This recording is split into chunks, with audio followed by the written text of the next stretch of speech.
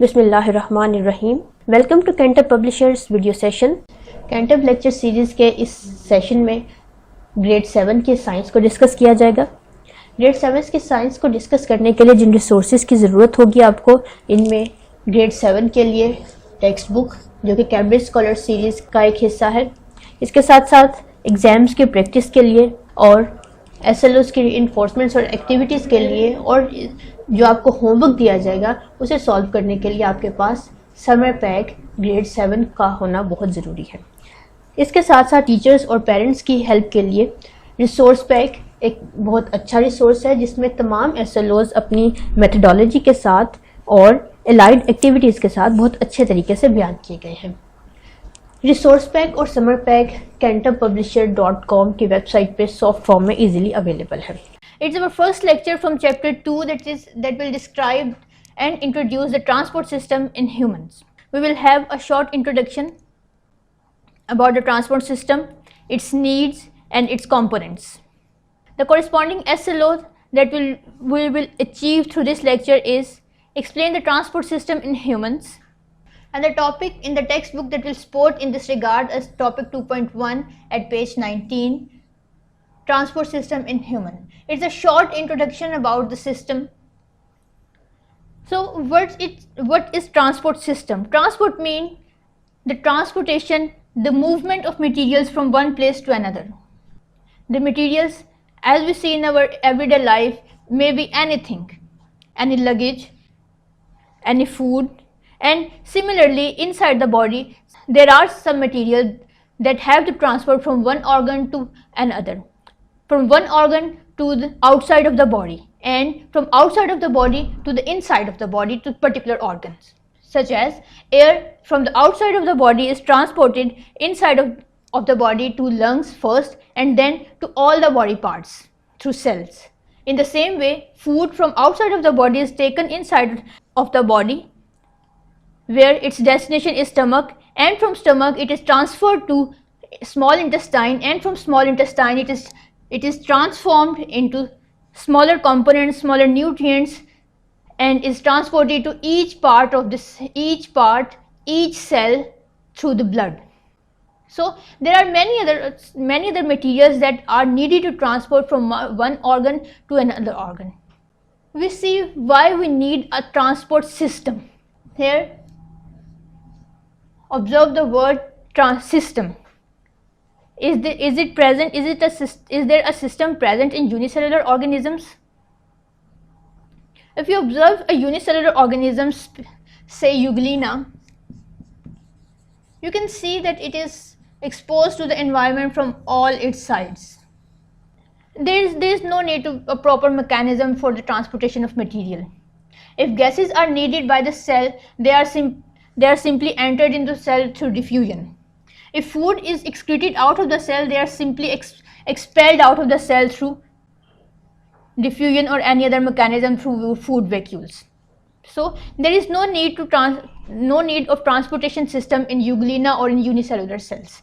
But when we talk about multicellular organisms, which are made up of the combination of different organ systems, and each organ system is a group of organs, so there is a complex mechanism and amount of materials required by each organ system is very high. So there should be a system, a proper system that be helpful for the transportation of our materials, and that be able to fulfill the needs of all the organ systems inside the body. For example, in the digestive system, the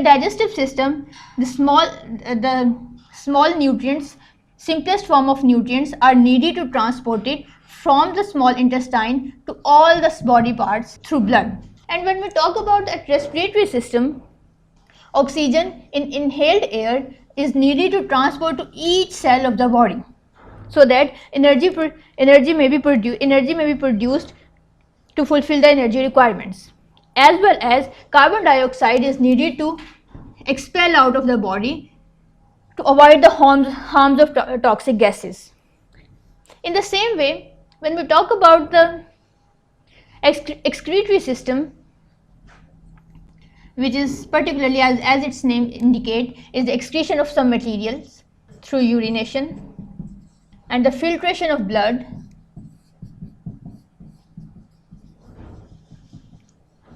so required materials are then returned to the blood and waste or extra materials are expelled out of the body through urination. They all need a proper mechanism to transport these materials. अब हम देखेंगे कि human body में transport system किस तरह से है और इसमें कौन कौन से ऑर्गन्स प्रेजेंट हैं। ह्यूमन बॉडी में ट्रांसपोर्ट सिस्टम, जिसे सर्कुलेटरी सिस्टम भी कहा जाता है, मटेरियल्स की ट्रांसपोर्टेशन का काम करता है। ये ऑक्सीजन को बॉडी के हर सेल तक पहुंचाता है, बॉडी के हर सेल से कार्बन डाइऑक्साइड लेके उसे बॉडी से बाहर एक्सक्रीट करता है, डाइजेस्टिव सिस्टम के थ्रू बनने वाले न्यूट्रिएंट्स को हर सेल तक पहुंचाता है और ये सब काम सर्कुलेटरी सिस्टम ब्लड के थ्रू करता है। ये तमाम मटेरियल ब्लड में शामिल होकर बॉडी के हर सेल तक पहुंच जाते हैं। सो it's a quality of transport system and it must be the quality of the transport system कि उसे बॉडी के हर सेल तक एक्सेस होनी चाहिए।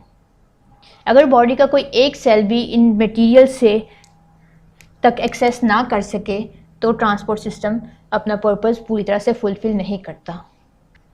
ह्यूमन बॉडी में ट्रांसपोर्ट सिस्टम में कुछ मेजर ऑर्गन्स हैं जो ये सब काम अंजाम देते हैं। सबसे पहले तो हार्ट है। It is our heart which is present in the chest cavity.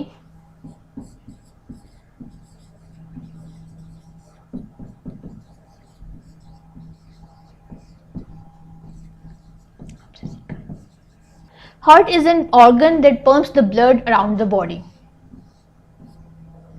It continuously contracts and relaxes, and the contraction and relax movement of heart force and pressurize the blood to move throughout the body. Besides heart, there are blood vessels. Blood vessels are actually a network of tubes to carry blood around the body. It's spread throughout the body. As you can see here, blue vessels and red vessels. Blue vessels, red vessels are the names due to their particular functions and characteristics. The vessels that you are seen in red colors are called arteries. They carry oxygenated blood. The vessels that you are seeing in blue color are called veins. They carry deoxygenated blood throughout the body. And there are capillaries between arteries and veins. You can say these are the junction between arteries and veins that interchange the materials carrying or the blood. Besides these two major organs, there are many allied organs that help out the circulatory system to transport the blood and materials effectively. One of the major facilitated organ is pair of lungs. Lungs provide oxygen to the blood so that all the cells in the body may get oxygenated blood. The other allied organs are kidneys. Kidneys purify the blood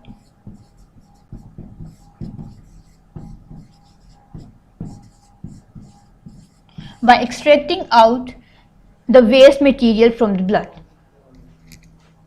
As all the organs transfer their waste material into the blood and the kidney, it is the responsibility of kidney to wash and to clean these waste materials out of the blood and to make a blood healthy for the body. So here was the brief introduction of the transport system present in human body. In the next lecture, we will discuss in detail the structure and function of heart and blood vessels to achieve our SLO2. Allah Hafiz. Thank you very much.